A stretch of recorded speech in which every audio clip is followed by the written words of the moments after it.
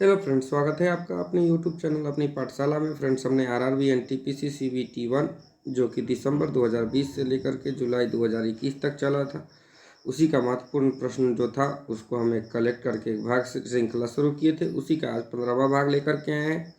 चलिए शुरू करते हैं 15वें भाग का महत्वपूर्ण प्रश्न जो है तो पहला क्वेश्चन है कि in the Indian constitution from which country where the concept of liberty, equality and fraternity adopted। किस देश के संविधान से लिया गया है? तो ये फ्रांस से लिया गया है। यहाँ हम उसके लिए दिए हैं कि अखंडता शब्द 42वां संविधान संशोधन जो है बार बार पूछता है, 1976 के द्वारा उद्देशिका में शामिल किया गया था। वस्तुतः स्वतंत्रता, ये जो 3 वर्ड जोड़े गए, लिबर्टी, इक्वलिटी और फ्रेटर्निटी, उस पर है कि स्वतंत्रता, समानता, बंधुत्ता का उद्देश्य फ्रांसीसी क्रांति 1989 से प्रभावित है। अब आइए इस पर विस्तृत जानकारी लेते हैं कि कहाँ से क्या लिया गया है। कि संयुक्त राज्य अमेरिका से जो है ना मौलिक अधिकार लिया गया है। राज्य के कार्यपालिका की प्रमुख तथा सशस्त्र सेनाओं के सर्वोच्च कमांडर के रूप में किसको?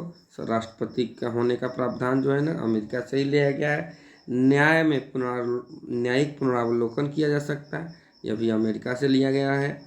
संविधान की सर्वोच्चता, न्यायपालिका की स्वतंत्रता, निर्वाचित राष्ट्रपति एवं उस पर महाभियोग, ये सब भी कहाँ से लिया गया है? अमेरिका से लिया गया है। उपराष्ट्रपति, उच्चतम एवं उच्च न्यायालय के न्यायाधीशों को हटाने की विधि एवं वित्तीय आपात, ये सब को अमेरिका से लिया गया है। उसके बाद ब्रिटेन से लिया गया है कि संसाधनात्मक शासन प्रणाली। एकल नागरिकता जो पूछता है, एकल नागरिकता कहाँ से लिया गया है? बार बार पूछता है। तो एकल नागरिकता जो है ब्रिटेन से लिया गया है।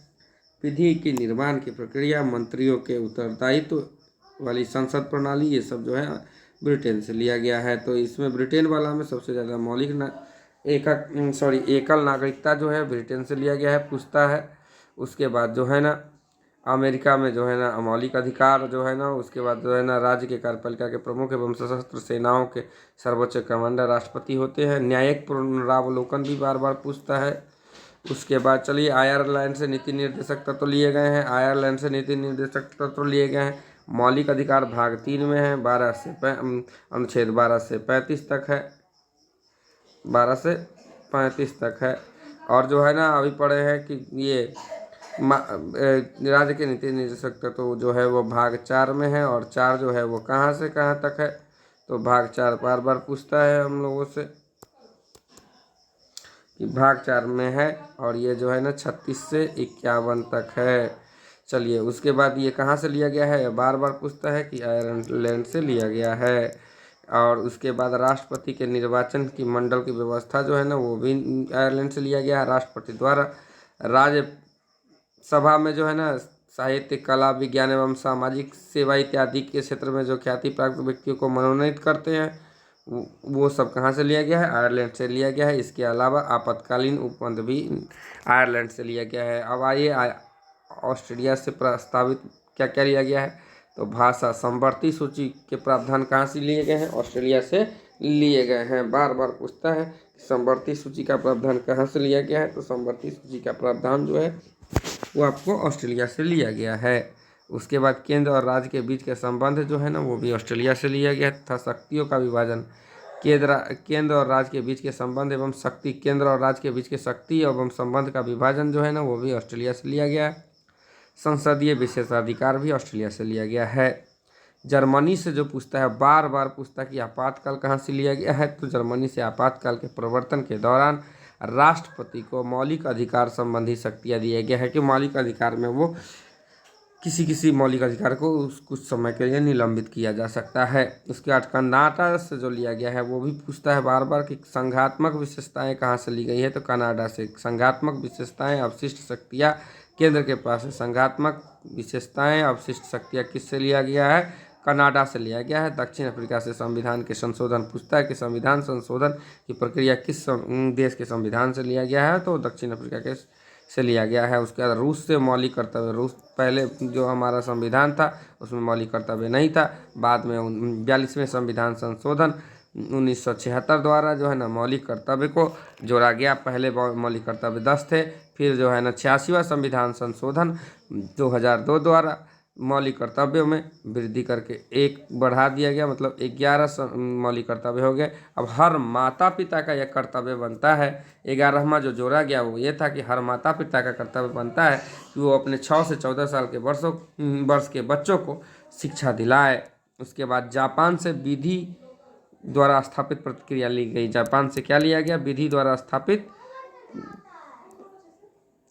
प्रक्रिया ली गई। उसके बाद स्विट्जरलैंड से लिया गया कि संविधान की सभी सामाजिक नीतियां के संदर्भ में निर्देशक तत्वों का उपबंध हो। समाज की स्विट्जरलैंड से क्या लिया गया? संविधान की सभी सामाजिक नीतियों के संदर्भ में निर्देशक तत्वों का उपबंध हो। फ्रांस से गणतांत्रिक व्यवस्था, अध्यादेश, नियम, उसके बाद विनिमय आदेश, संविधान, विधि, विशेषज्ञ के विचार, न्यायिक निर्णय और ये संबंधियाँ ली गई है। उसके बाद इटली से मूल कर्तव्य की भाषाएं भावना ली गई है। इटली से क्या ली गई है? मूल कर्तव्य की भाषाएं भावना ली गई है। तो इससे बार बार रेलवे में क्वेश्चन पूछता है, ये बहुत ही महत्वपूर्ण है। आप इसका समराइज जो व्यू है आप इसको देख लें और इसको अच्छे से मेमोराइज कर लें। अगले प्रश्न की ओर चलते हैं हम लोग कि भारत का संविधान दिवस किस दिन मनाया जाता है। तो हमारा जो संविधान है उसको 26 नवंबर 1949 को अंगीकृत, अधिनियमित और आत्मर्पित किया गया। इसीलिए उस दिन से हम लोग संविधान दिवस के रूप में उस दिन को मनाते हैं।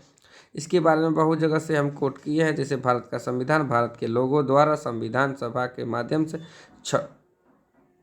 26 नवंबर 1949 को स्वीकार कर लिया गया है। लेकिन इसको लागू कब से किया गया अगर पूछता है तो लागू जो है ना 26 जनवरी 1950 से। तो पूछेगा कि भारत का संविधान जो है कब अंगीकृत कर लिया गया, तो 26 नवंबर 1949 से। इसीलिए इस दिन संविधान दिवस मनाया जाता है। लेकिन पूछता है कभी कभी कि भारत का संविधान कब से लागू किया गया, तो 26 जनवरी 1950 से। इसीलिए इस दिन हम लोग गणतंत्र दिवस मनाते हैं। और इसका विस्तृत जानकारी लेते हैं कि भारतीय संविधान की उद्देशिका प्रस्तावना में उल्लेख किया गया है कि 26 नवंबर 1949 को भारत के लोग ने संविधान को अंगीकृत, अधिनियमित और आत्मर्पित किया। संविधान को अपनाने, उसको पूर्ण होने और पारित होने तथा उसके अंतिम रूप देने की तारीख भी 26 नवंबर 1949 को ही माना जाता है। इसीलिए इस दिन जो है ना संविधान के दिवस के रूप में मनाया जाता है। अब इसी दिन नागरिकता, अंतःकालीन संसद, अस्थायी एवं संक्रमणकालीन उपबंध लागू हो गए। तथापि संविधान के शेष उपबंध ये सब लागू हो गया 26 नवंबर 1949 से ही। लेकिन संविधान के शेष उपबंध जो थे वो 26 जनवरी 1950 से लागू हुआ। इसीलिए 26 जनवरी 1950 से लागू हुआ। उस दिन से हम लोग गणतंत्र दिवस के रूप में इसको मनाते हैं। अतः संविधान के पूर्ण रूप से लागू होने तथा पूर्ण रूप से क्रियान्वित होने की तिथि के रूप में हम लोग संविधान कब से लागू हुआ? 26 जनवरी 1950 को, तो उसी दिन को ग्रहण करते हैं। आइए अगले प्रश्न की ओर चलते हैं कि excessive curvature of eye lens leads to myopia. ठीक है, इसको जो है ना हम यहाँ इंग्लिश में भी इसको लिए हैं कि the extra focusing ability is the result of an eyeball that is too long or a cornea that has excessive curvature, creating a stiff surface. When an eye has too much focusing power, जब आई के पास too much focusing power हो, the image fall before the retina, retina से पहले ही उसका प्रतिबिंब बन जाता है, and therefore cannot be transferred to brain for processing. Myopia में यही होता है।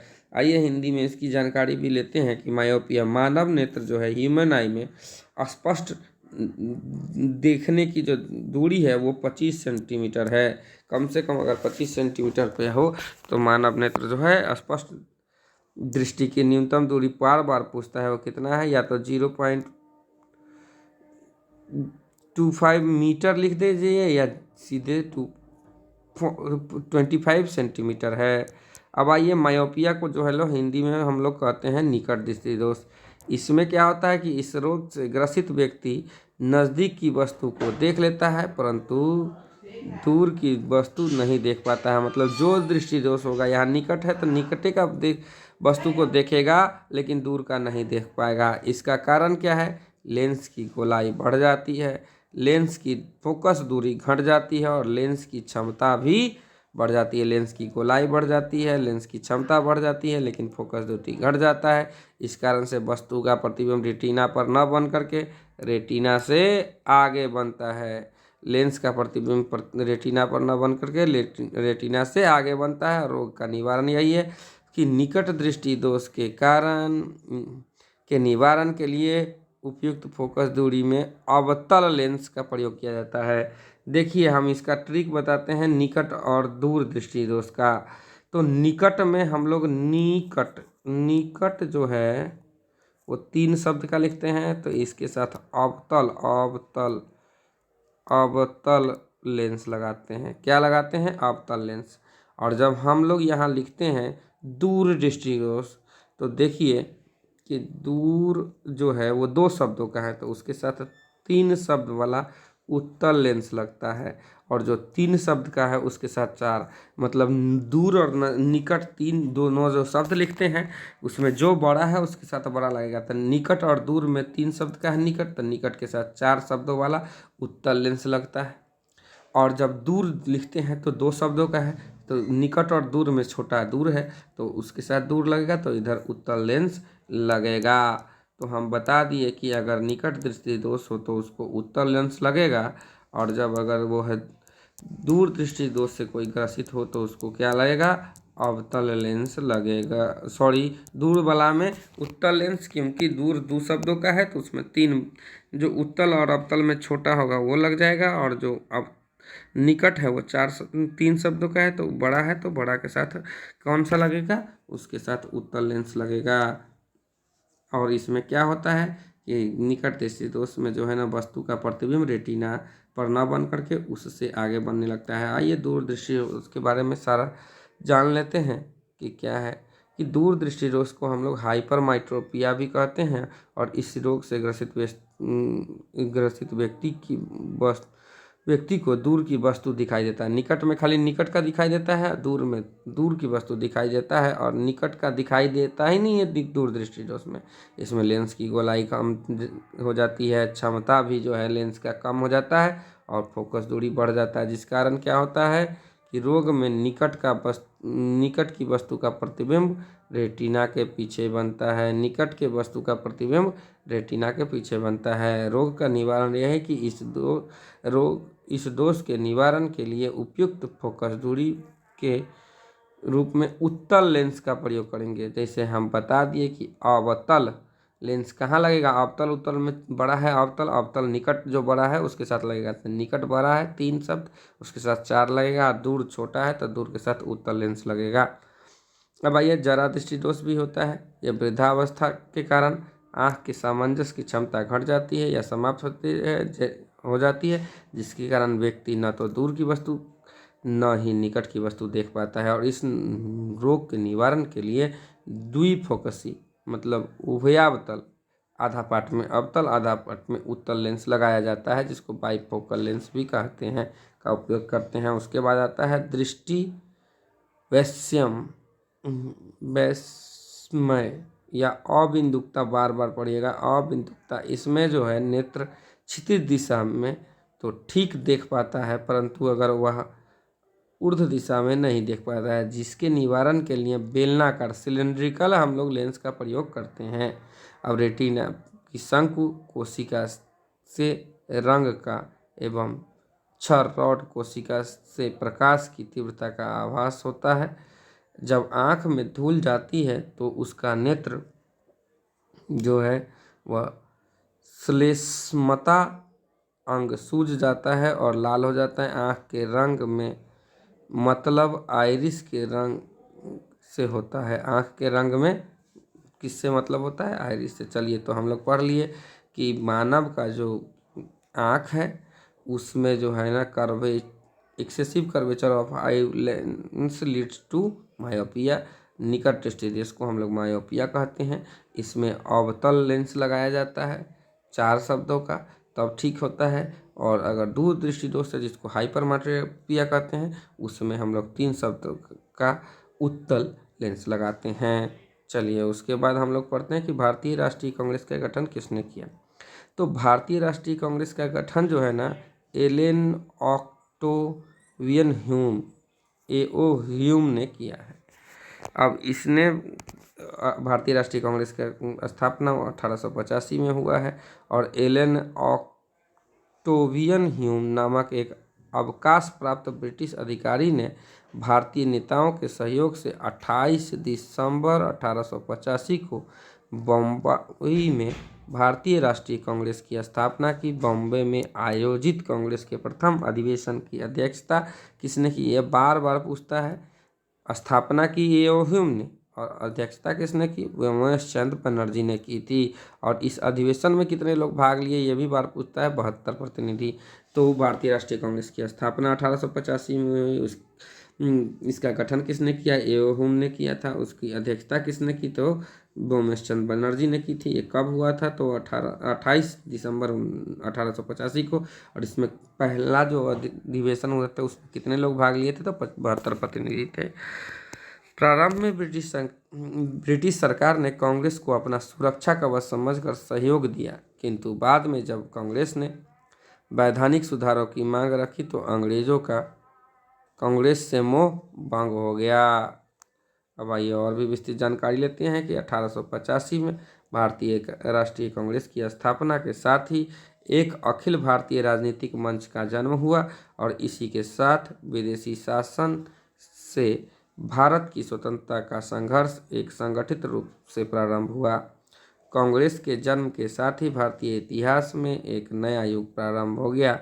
छोटे छोटे विद्रोही दल तथा स्थानीय पार्टियां सभी ने अपने को कांग्रेस में विलीन कर लिया। कांग्रेस ने आरंभ से ही एक पार्टी नहीं वरन एक आंदोलन का काम किया और यह आंदोलन भारतीय राष्ट्रीय आंदोलन के नाम से जाना जाता है। आगे बढ़ते हैं कि पुरातात्विक खुदाई के बारे में अर्नेस्ट मेके द्वारा लिखित पुस्तक का नाम क्या है? तो उनका जो लिखित पुस्तक है वो है फर्दर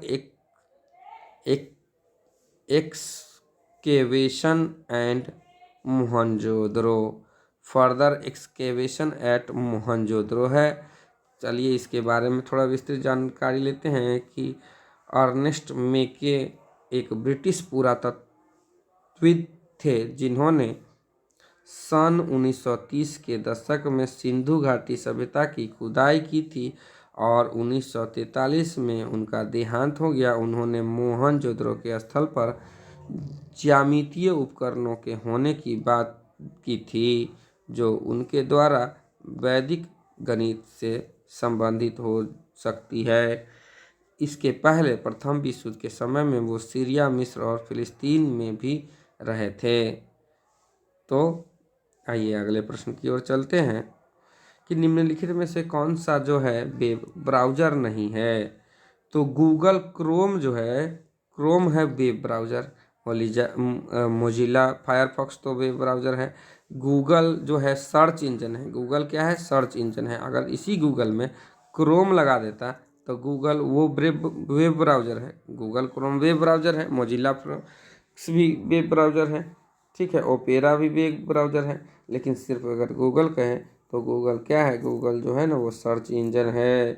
तो इसी तरह के और भी वीडियो देखने के लिए मेरे चैनल को सब्सक्राइब कीजिए और मेरा ये वीडियो अगर आपको यूजफुल लगे तो इस वीडियो को लाइक करें और ज़्यादा से ज़्यादा लोगों को शेयर करें ताकि जो भी लोग वनडे NTPC या ग्रुप D या SSC कोई भी वनडे एग्जामिनेशन की तैयारी करते हैं उनको फ़ायदा पहुंच सके।